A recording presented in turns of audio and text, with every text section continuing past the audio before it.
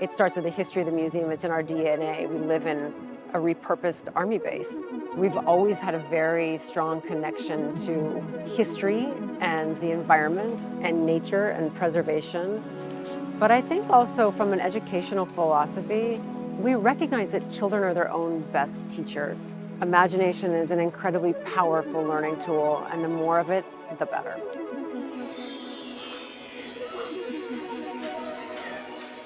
It's almost like a geode where the outside is very different from the inside.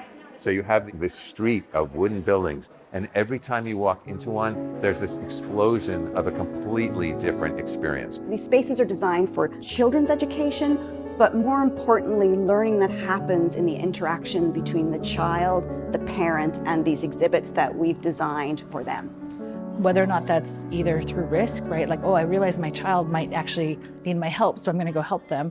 But also, it's really interesting. And for them to say, well, what if I spin this thing? Or what if I try, I'm gonna do my own little melody.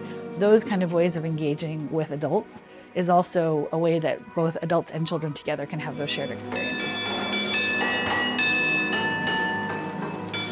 Because we believe that kids have the most memorable experiences at museums when they're actually engaging with their parents or their friends. Every piece of this is designed for adults to be as curious as kids are. Creating spaces specifically designed for very young children and their loving grown-ups is essential to setting those children up for success in later life. The research tells us that.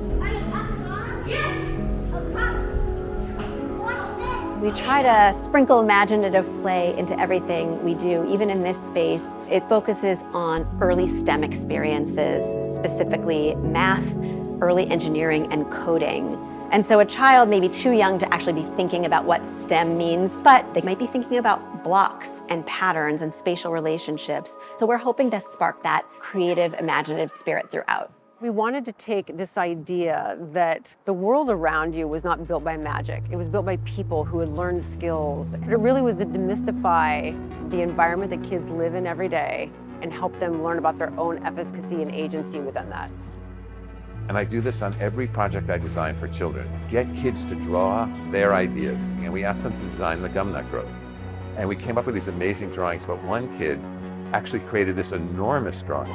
And it literally had these pods up in the air and slides that were coming down. And all of the kids were like, it has to be scary. They wanted it to be challenging. They wanted it to be an accomplishment. We always ask ourselves, where does confidence come from? And it comes from experience like the ones these kids were actually drawing. It's really important that it become immersive. I mean, in some ways, the idea of these gum nuts up in the sky is really to bring the kids into the canopy of the eucalyptus trees. So this sense that you are in the leaves, sort of branching structure of the eucalyptus, and that it's totally immersive in that regard, and maybe inspire curiosity.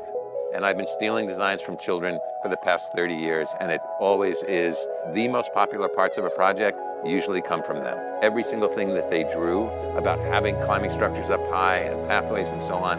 So when you look at their drawings, you basically see this design. But we're also giving them this sense of risk, accomplishment, building confidence, and everybody thinks twice, I think, before they go down that slide.